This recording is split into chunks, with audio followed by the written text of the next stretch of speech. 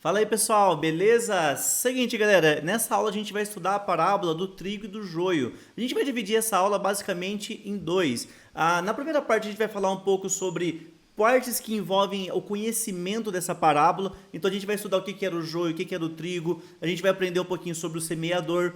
E já na segunda parte dessa parábola a gente vai fazer uma interpretação dela e por último a gente finaliza fazendo algumas aplicações desse texto. Seguinte, galera, essa parábola aqui ela é uma das pouquíssimas parábolas que só tem no livro de Mateus. Geralmente as parábolas tem no livro de Mateus, tem no livro de Marcos, no livro de Lucas e no livro de João. Essa, porém, a gente só encontra no livro de Mateus.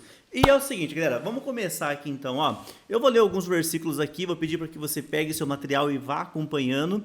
E depois a gente vai fazer então a parte de conhecimento dessa parábola. Primeiro então, Mateus capítulo 13 e versículo do 24 ao 30. Vamos entender essa parábola aqui, ó. Jesus contou outra parábola, então dentro desse contexto Jesus já está contando outras parábolas. E ele contou mais uma parábola.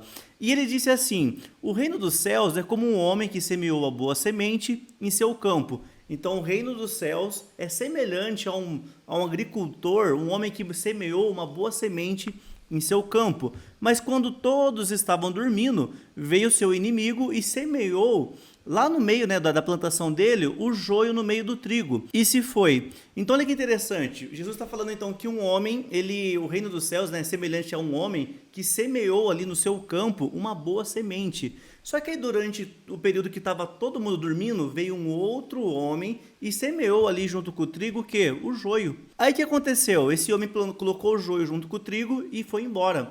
Olha o que aconteceu aqui, ó. E quando o trigo brotou, formou espiga. E o joio veio e também apareceu. Os servos do dono do campo chegaram no seu senhor e disseram assim: ó senhor, não semeou a boa semente em seu campo? Então de onde veio esse joio? Aí ele disse assim: um inimigo fez isso, respondeu ele. E os servos lhe perguntaram: o senhor quer que vamos lá e tiremos o trigo do meio do joio? E o senhor respondeu: não faça isso, não tire, porque ao tirar o joio, vocês também poderão arrancar o trigo. Deixem que cresçam junto até a colheita. Então direi ao encarregado da colheita: junte primeiro o joio e amarrem em feixes para ser queimados, e depois juntem o trigo e guardem em seu celeiro. Então olha que legal que Jesus ensinou para esse povo. Vamos continuar aqui, ó. Então, no intervalo, né, entre esse versículo aqui e o próximo versículo, que é o 36, tem um intervalo ali, são basicamente 5 versículos. Então, quando Jesus vai para casa com seus discípulos, aí os discípulos começam a perguntar para Jesus sobre essa parábola. Galera, se vocês repararem, muitas vezes Jesus contava uma parábola e nem os discípulos entendiam. Eles esperavam Jesus sair, né, do meio da multidão e eles questionavam Jesus. O que você quis dizer com essa parábola? E foi exatamente isso que aconteceu aqui. Eles chegaram em Jesus depois e perguntaram para ele o que era essa parábola. E Jesus então deu a explicação sobre o que é essa parábola. Vamos ler aqui e acompanhar, ó. Então ele deixou a multidão e foi para casa. Os seus discípulos se aproximaram dele e disseram: Senhor, explica-nos a parábola do joio no campo. E Jesus então respondeu: aquele que semeia a boa semente é o filho do homem. Então o agricultor que está semeando a boa semente no seu campo, ele é o filho do homem. Vamos lá. O campo, ele é o mundo. E a boa semente são os filhos de Deus. Já o joio são os filhos do maligno. E o inimigo que semeou, né, que semeou o joio ali, ele é o próprio diabo. A colheita é o fim dessa era. E os encarregados da colheita são os anjos. Isso daqui é muito legal, eu vou falar com vocês daqui a pouquinho sobre isso. Então, os encarregados da colheita são os anjos. Assim como o joio é colhido e queimado no fogo, assim também acontecerá no fim dessa era. O Filho do Homem enviará os seus anjos, e eles tirarão do seu reino tudo que faz tropeçar e todos que praticam o mal. Olha o que ele fala aqui, ó. Eles os lançarão na fornalha ardente, onde haverá choro e ranger de dentes. Então justos brilharão como o sol no reino do seu Pai. E aquele que tem ouvidos, ouça. Agora a gente vai começar a interpretar essa parábola, galera. Se vocês repararem, tem muitas informações ali. E aí agora, nessa primeira parte desse vídeo, a gente vai começar a destrinchar ali algumas informações em relação a isso. Aqui eu coloquei para vocês, ó, a estrutura da parábola. Basicamente, Tudo que está nos versículos ali, eu coloquei aqui de forma estruturada para você ter uma melhor compreensão, né, sobre o que aconteceu ali. Então aqui eu coloquei para vocês, ó, tudo certinho, depois vocês leiam. Então é o seguinte, vamos começar aqui já entendendo um pouquinho sobre o joio. O que aconteceu? O bom homem, né, que estava semeando ali a boa semente em seu campo, ia nascer coisas maravilhosas ali de trigo. Porém, o que aconteceu? Veio o homem mau e semeou o joio junto com o trigo, justamente para prejudicar aquele agricultor. E agora, galera, vamos entender um pouquinho sobre como que era o joio e o que é o trigo, porque as pessoas não conseguem diferenciar o joio do trigo. E é muito importante que a gente conheça o joio e o trigo para a gente interpretar essa passagem bíblica. Vamos começar aqui pelo joio então, né? Então o joio, galera, é literalmente, né, a erva daninha. O que era o joio? Eu até coloquei para vocês aqui uma foto, ó, porque ela é muito semelhante ao trigo. Então, bem no comecinho, na sua fase inicial, se você colocar o joio com o trigo, você não consegue diferenciar, porque são muitas as semelhanças entre elas. Então, o que acontece? Já quando o joio e o trigo eles crescem, aí você consegue diferenciar. Então, foi isso que o dono falou, né? Assim que eles crescerem, aliás, né, eles perguntaram assim: você quer que a gente corte, né, o joio, separa ali o joio do trigo? E o homem falou: não faz isso não. Como é muito semelhante, né? Se você tirar ali o joio, pode ser que você tire o trigo do meio. Então ele falou assim: espera crescer os dois, aí depois vocês fazem ali a separação, né? Aquele que for fazer a colheita, ele vai fazer a separação. Um vai tacar fogo e o outro vai ser separado para o celeiro. Então, basicamente é isso que o seu senhor ele diz. E por que ele falou isso? Justamente por causa da aparência. Ó. Durante a fase inicial, o crescimento do joio ele é indistinguível. Ele é muito igual ao trigo, pois as suas folhas e espigas são muito semelhantes. Somente quando ele amadurece, aí sim você consegue ver as diferenças. Aí eu coloquei para vocês aqui, ó, diferenças se tornam evidentes. O trigo ele produz grãos nutritivos, enquanto o joio produz, né, uma sementinha preta ali, meio cinzenta, e muitas vezes é tóxico. Olha que interessante isso. Enquanto o trigo vai formar coisas maravilhosas, né, que podem ser consumidas, já agora aqui, né, em relação ao joio, pode ser que ele venha aqui, né, com uma semente um pouco preta, um pouco cinza, e muitas vezes essa semente ela é muito tóxica. Então a gente já vê, né, que mesmo as coisas tóxicas elas podem crescer juntamente no meio de coisas boas. Então isso é um princípio que a gente deve guardar sempre. Porque essa parábola fala muito sobre isso. Que embora os dois cresçam junto, vai chegar o momento da colheita e aquilo que é tóxico vai sair e aquilo que é semente boa vai permanecer. Mas daqui a pouquinho a gente vai falar um pouco sobre isso. Vamos avançar aqui então, ó. Aqui eu coloquei para vocês então um pouquinho em relação a isso. Então basicamente a gente tem essa foto aqui que ilustra muito bem o joio e agora a gente vai entender o trigo. Então basicamente o joio ele cresce juntamente com o trigo, são muito semelhantes no início, porém depois que ele cresce ele acaba tendo uma semente um pouquinho mais pretinha, mais com tom de cinza e essa semente ela é tóxica. Vamos lá para o outro lado agora. Pelo outro lado a gente também tem o trigo. O trigo, galera, é uma planta muito utilizada no Oriente Médio. Tanto é que muitos rituais na Bíblia eram utilizados o trigo. Então, quando tinha lá, né, eu já até postei um vídeo recentemente, depois você vê no meu canal lá, onde eu falo um pouquinho sobre os tipos de oferta na Bíblia. Muitas das ofertas nos tempos bíblicos eram utilizado literalmente o trigo. Então o trigo era uma coisa muito usada ali nos tempos bíblicos. Então aqui eu coloquei para vocês, né, tudo certinho a explicação, e coloquei, ó, espigas e grãos. A planta do trigo, né, que produz a espiga, ele contém numerosos grãos.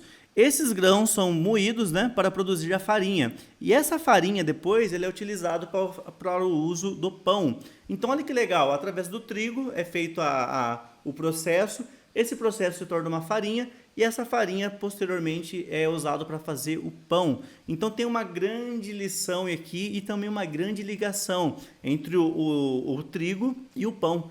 A Bíblia fala que Jesus disse, né, Ani Ha-lechem, Verha-Haim, eu sou o pão da vida. Então o próprio Jesus se declara como o pão, né? O lechem, o pão da vida. Então aqui a gente já vê que o trigo é uma matéria-prima utilizada para fazer o pão.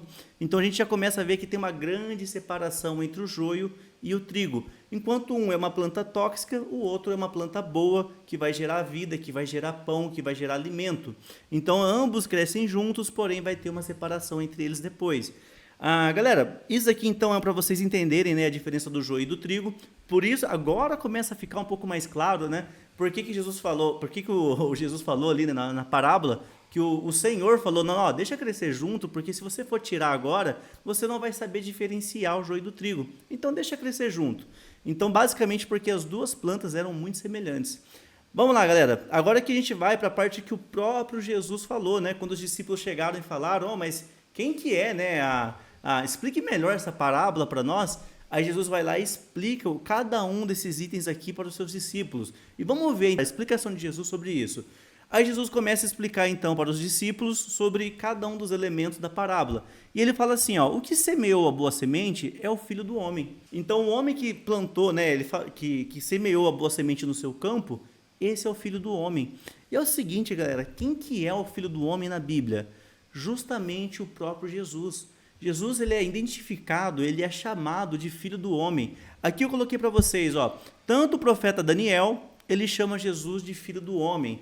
O profeta Ezequiel, ele chama Jesus de filho do homem. Em Atos capítulo 7, a Bíblia fala que Estevão, quando morreu, ele viu os céus abertos e à direita de Deus Pai estava o filho do homem. Então Jesus, ele é o filho do homem. Quando você ler na Bíblia, o filho do homem está se referenciando ao próprio Jesus. Ezequiel fala do filho do homem, o Daniel fala do filho do homem, Estevão no Novo Testamento, em Atos capítulo 7, fala sobre o filho do homem, o próprio Evangelho de Mateus fala diversas vezes Jesus se intitulando como filho do homem.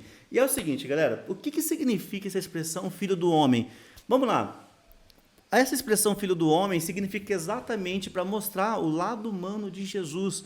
Então Jesus, ele teve uma evolução durante a sua vida ministerial. Ele começa como um ser humano, ele morre como um cordeiro, só que a Bíblia fala em Apocalipse que ele ressuscita como um leão. Essa característica de leão é justamente porque o leão, ele protege o seu grupo, ele protege a sua tribo. Então o leão, ele é uma pessoa que protege. E Jesus, irmãos, ele é o protetor. Ele é o protetor de Israel, ele é o guarda de Israel, ele é o guarda da nação. Então, o próprio Jesus é chamado de leão, leão da tribo de Judá. Então, é isso que significa, irmãos, filho do homem, justamente um estado de evolução de Jesus. Ele começa como um homem, morre como um cordeiro e ressuscita como um leão. Aqui eu coloquei para vocês, então, toda a explicação, né, do que é isso. E agora a gente vai avançar um pouco. Ó. O que é o campo? Então, o filho do homem, né? Vamos lá. Primeiro, então, o que semeia a semente, né? O que planta a semente ali, ele é o filho do homem. Já aqui, então, né, tá falando de Jesus. Aí depois a gente tem o campo. Ele vai lá e planta no seu campo, né, a boa semente. O que é, então, pessoal, esse campo? Esse campo, ele é o mundo, literalmente o mundo. E o que é, então, a boa semente? A boa semente são os filhos de Deus. Galera, olha que legal. Jesus, então, ele é o que semeia a boa semente. Jesus, então, ele planta ali a boa semente. E o que acontece? Ele plantou nós ali e plantou onde? Plantou nesse mundo. E agora a boa semente são os filhos de Deus. Aqueles que aceitaram a Jesus, aqueles que aceitaram a sua fé em Deus, esses são os filhos de Deus. Aqui eu coloquei para vocês ó, o texto, João capítulo 1, versículo 12, do 12 ao 13. Ele fala que todos aqueles que aceitaram, que creram nele, eles tiveram direitos de serem chamados de filho de Deus, os quais nasceram não por descendência natural, né? Nem pela vontade da carne e nem pela vontade algum do homem, mas nasceram de Deus. Então, os filhos de Deus é aqueles que aceitaram, eles têm o direito de ser chamados de filhos de Deus. Esses daqui então, são as boas sementes. Vamos avançar aqui um pouco, ó. Aí, vamos lá, né? Quem são o joio? Quem que é o joio nessa história? O joio são os filhos do maligno. Então, os filhos do maligno são plantados no campo, né, no mundo, pelo próprio maligno. Esses joios, eles crescem junto com os filhos de Deus. Então, os filhos de Deus é a boa semente, só que eles vão crescer junto com o joio, que são os filhos do maligno. E aqui tem toda a explicação para vocês, ó. E por último, a gente tem aqui, ó, o inimigo que semeia é o próprio diabo. Então, lembra que lá na plantação dele, né, que estava tudo com o trigo bonitinho, veio uma pessoa maldosa lá enquanto estavam todos dormindo e plantou o joio. Quem que é esse daqui que plantou o joio, então? É o próprio diabo. Aqui eu coloquei todas as explicações para vocês e a gente vai explorar um pouquinho isso agora. Vamos diferenciar aqui, galera. Vamos diferenciar aqui e já começar a interpretar um pouco melhor essa parábola. Vamos lá. Então, Jesus é aquele que semeia a boa semente. Ele é o filho do homem. Então, Jesus, ele plantou nós no mundo, ele colocou nós nesse mundo, aí veio Satanás e colocou também o joio, que são os filhos das trevas, e colocou juntamente nesse mundo. O que aconteceu? A Bíblia fala então que ambos estamos crescendo no mesmo mundo, estamos no mesmo planeta, a gente está na mesma terra. Então a nós, irmãos, a gente cresce com o joio. Embora a gente seja filho da luz, como a Bíblia fala, né, filhos de Deus, a gente vai crescer juntamente com os filhos das trevas. Porém, como a própria Bíblia ensinou, lá nos últimos dias, no fim dessa era, aí vai ocorrer então a separação dos filhos da luz com os filhos das trevas. Os filhos das trevas serão lançados no lago de fogo e enxofre, no ranger de dentes que a gente acabou de ler. Já os filhos de Deus serão levados para o celeiro do seu Senhor. Então, embora a gente cresça junto, a gente não faz parte do mesmo lugar que eles vão. Então, assim, irmãos, essa parábola começa a ficar um pouco mais clara para nós. A gente vai viver nesse mundo, irmãos, com as pessoas ruins. A gente vai continuar vivendo nesse mundo com pessoas ímpias. Porém, nos últimos dias, aí sim vai ocorrer então a separação. Mas enquanto não ocorre essa separação, a gente tem que aprender a conviver com todo tipo de pessoa. Então Jesus ele plantou nós nesse campo, Satanás plantou deles nesse campo e cabe a nós agora nos diferenciar. Então, assim, irmãos, a gente pode até parecer igual, mas a gente não é. Por quê? Existem muitas pessoas hoje, né, dentro da igreja, que elas são joio, mas elas estão crescendo junto com o trigo. Inclusive na igreja, irmãos, acontece muito isso. Tem pessoas ali, né, na igreja, sempre vai ter ali o trigo, a coisa boa, e vai ter o joio está junto. Então, assim, irmãos, a Bíblia nos ensina que esses dois devem crescer juntos. Então, por isso que eu sou muito contra, às vezes, né, algumas exclusões que algumas igrejas fazem. Ah, vamos excluir tal membro, vamos excluir tal pessoa. Irmãos, a Bíblia não ensina isso. A Bíblia fala que eles devem crescer junto. Quem vai fazer a separação naquele dia é o coletor, aquele que vai fazer a coleta. Então, o coletor, ele vai fazer a coleta e vai fazer a separação do joio e do trigo. Uma parte vai para o celeiro de Deus e a outra parte vai ser lançada no lago de fogo e enxofre. Vai ser queimado. Então, essa parte de excluir alguém da igreja não é algo que é uma visão muito bíblica, porque o próprio Jesus ensina, deixa crescer junto. Lá no juízo final, a gente tira tudo e faz a separação. Vamos lá, irmãos. Depois a gente tem aqui, o que semeia, então, né, a semente, né, o que semeou o trigo ali. Ele semeou, quem fez essa semeadura é o próprio diabo, o inimigo. E agora, galera, eu quero começar a separar uma coisa com vocês aqui importante. Muitas pessoas confundem as obras da carne com as obras do inimigo. Eu quero que vocês diferenciem isso a partir de agora. As obras da carne são quais? Gálatas, capítulo 5, versículo 19. Então, tem coisas que são da carne e tem coisas que são influências do inimigo. Tem pessoas que fazem obras da carne e falam, nossa, o inimigo está me influenciando a isso. É o inimigo que está fazendo eu fazer isso. Na verdade, não, irmãos. A obra da carne é uma coisa que existe. Já a influência do inimigo é outra coisa. Vamos lá, vamos entender aqui quais são as obras da carne. Isso não tem nada a ver com o inimigo, tá? Então, assim, saiba diferenciar isso. As obras da carne, então, são aqui, são manifestas na imoralidade sexual, impureza, libertinagem, idolatria, feitiçaria, ódio, discórdia, ciúmes, ira, egoísmo, dissensões, facções, inveja, embriaguez, orgias e coisas semelhantes. Eu advirto, Paulo falando, como antes já os adverti, aqueles que praticam essas coisas não herdarão o reino de Deus. Irmão, você está entendendo que isso daqui é obra da carne, não tem nada a ver com a obra do inimigo? Então, vou dar um exemplo para vocês aqui. Imoralidade sexual, a pessoa que está sempre presa nisso, não é o inimigo, não é. Isso daqui é literalmente a própria pessoa, é uma obra da carne. Então, esse tipo de coisa, pessoal, não tem nada a ver. Então, às vezes a pessoa fala, nossa, eu estou preso nesse vício, eu estou preso nessa vida, porque o inimigo... Não é inimigo, irmãos, isso é obra da carne. Como que você vence isso? Através de jejum, através de oração, através de uma vida santificada. Então, é assim que você vai conseguir vencer a obra da carne. Então, você só mata a obra da carne quando você mata a sua carne, né? Como o apóstolo Paulo fala, você vai mortificando a sua carne, deixando a sua carne de lado e vai alimentando o teu espírito. Isso vai fazer com que as obras da carne que você pratica sejam jogadas um pouco de lado. Então a Bíblia fala que existe uma briga constante entre a carne e o espírito. Então conforme a gente alimenta o espírito, a carne vai sufocando. E quando a gente alimenta muito a carne, aí o espírito vai sufocando. Então essas coisas são obras da carne. Imoralidade sexual, impureza, libertinagem, idolatria. Pessoal, idolatria, que tem de pessoas idólatras. Idolatram homens, idolatram coisas. Isso não tem nada a ver com o inimigo. Isso são obras da carne. Vamos lá, feitiçaria, ódio, discórdia, ciúmes, ira, egoísmo, dissensões, facções, inveja, pessoal, inveja também, embriaguez, orgias e coisas semelhantes. Então, tudo isso eu quero que vocês diferenciem obras da carne com obras do inimigo. Agora que a gente entendeu quais são as obras da carne, vamos entender agora as obras do inimigo. Então, um exemplo, pessoal, coloquei para vocês algum exemplo. Ó. Uma pessoa que não tem o desejo de cometer suicídio.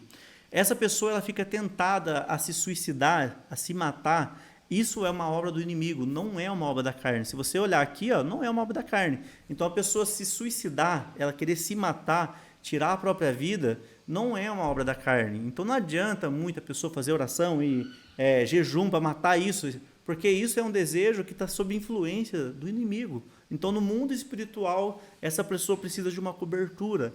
E ela precisa, literalmente, né, que alguém ore por ela mesma orar a Deus e pedir para que essa influência do inimigo, essa obra do inimigo, seja tirada da vida dela. Então aqui eu coloquei para vocês um exemplo. Ó. Ninguém mata outra pessoa, porque isso não é obra do inimigo e não da carne. Outro exemplo, opressão espiritual sobre a vida de alguém. Então vamos lá, pessoas que passam por muitas crises de ansiedade, crises depressivas e vários outros tipos de crise, essas crises são obras do inimigo. Obviamente, pessoal, não estou falando aqui de casos que tem a questão já né, no cérebro da pessoa que causa depressão, não é isso que eu estou falando. Mas eu estou falando que existe uma opressão maligna que deixa as pessoas deprimidas.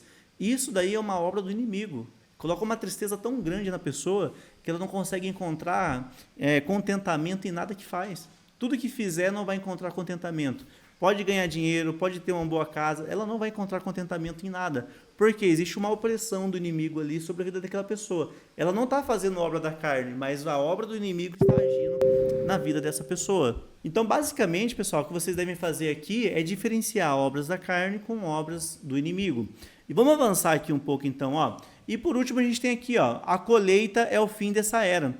Então, aqui está falando um pouquinho sobre o arrebatamento, né? Mas eu não vou entrar nesse assunto agora, porque lá no curso de escatologia a gente vai falar um pouco sobre isso. E por último aqui, ó, e os encarregados da colheita são os anjos. O próprio Jesus falou. Isso daqui, galera, é uma coisa muito interessante. Dentro da teologia tradicional, a gente aprende que quando uma pessoa morre, um justo morre, quem conduz a alma dela ao céu, ao paraíso, é um próprio anjo. Já as pessoas que morrem sem a salvação, elas já são teletransportadas para o Seol, o lugar de sofrimento. Então, olha que interessante isso. A gente vai lá em Lucas e a gente vê a parábola do Lázaro e do rico. A Bíblia fala que o próprio anjo do Senhor conduziu o Lázaro para o seio de Abraão. Então a gente tem várias referências bíblicas que quando alguém morre e essa pessoa é justa, é o próprio anjo que leva essa pessoa ao céu.